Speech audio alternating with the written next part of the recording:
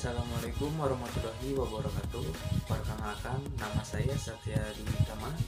NPM saya 19640038. Saya dari Universitas Islam Kalimantan Muhammad Arsyad Al-Banjari. Dari Prodi Teknik Sipil. Saya dari kelas reguler pagi 4B BJM. Saya di sini akan sedikit menjelaskan tentang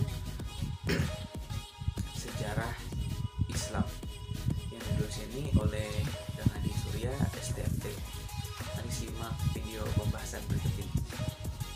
Ya, di sini akan menjelaskan sedikit tentang sejarah Islam, tentang sejarah Datu Kelampaian.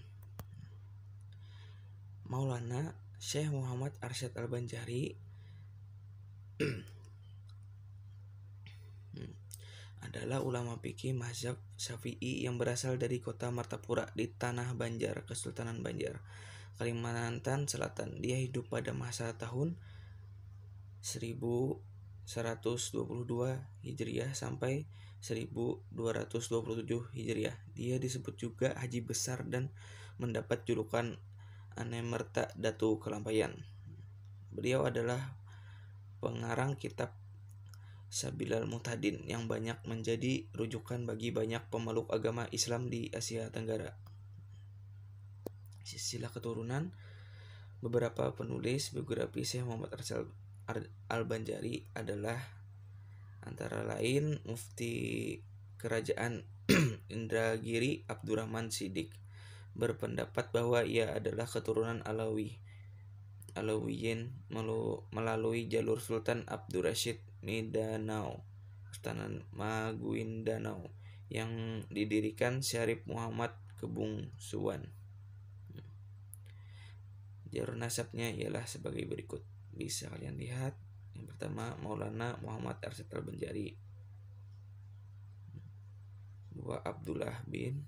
3. Tuan Penghulu Abu Bakar. Lihat.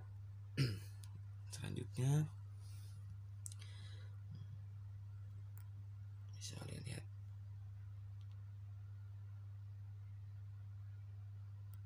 Untuk mempersingkat waktu, riwayat.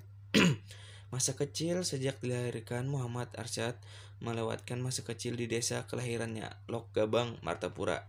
Sebagaimana anak-anak pada umumnya, Muhammad Arsyad bermain dengan teman-temannya. Namun pada diri Muhammad Arsyad sudah terlihat kecerdasannya melebihi dari teman-temannya. Begitu pula akhlak budi pekertinya yang halus dan sangat menyukai keindahan. Di antara kepandaiannya adalah seni melukis dan seni tulis, sehingga siapa saja yang melihat hasil lukisan akan kagum dan terpukau. Pada saat Sultan Tahililullah sedang berkunjung ke kampung Lok Gabang, Sultan melihat hasil lukisan Muhammad Arsyad yang masih berumur 7 tahun, terkesan akan kejadian itu. Maka Sultan meminta pada orang tuanya agar anaknya tersebut sebaiknya tinggal di istana untuk belajar bersama dengan anak-anak dan cucu-cucu Sultan. Di istana, Muhammad Arsyad tumbuh menjadi anak yang berakhlak mulia, ramah, penurut, dan hormat kepada yang lebih tua. Dilanjutkan. Bisa kalian lihat. Untuk mempersingkat waktunya. Next.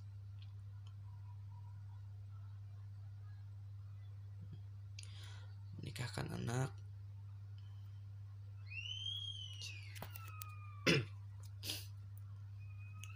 Next. Saya lihat, tiba di kampung halaman pada bulan Ramadan 1186 Hijriah. Next. Hubungan dengan Kesultanan Banjar bisa kalian baca.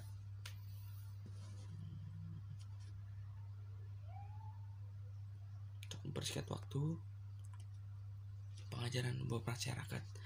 Syekh Muhammad Arsyad Al-Banjari adalah pelopor pengajaran hukum Islam di Kalimantan Selatan.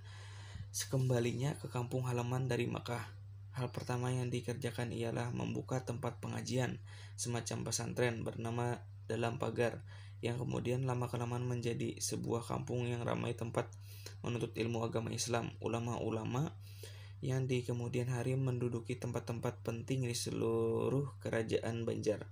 Banyak yang merupakan didikan dari suraunya di desa dalam pagar. Bisa kalian lihat karya Yasidin. Kita next. Memperingkat waktu Karomah Sidin, bisa kalian lihat. Kesimpulan, Datuk Kelampaian atau Datuk Lampaian adalah seorang ulama besar dan karismatik sekaligus mufti dari Kesultanan Banjar yang pusat pemerintahannya sekarang masuk dalam wilayah Provinsi Kalimantan Selatan.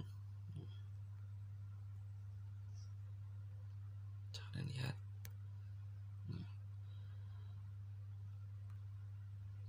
Ya, demikian tadi sedikit penjelasan dari saya tentang sejarah Islam. Mohon maaf apabila ada kesalahan. Assalamualaikum warahmatullahi wabarakatuh. We got history, got me feeling the nostalgia when you look at me.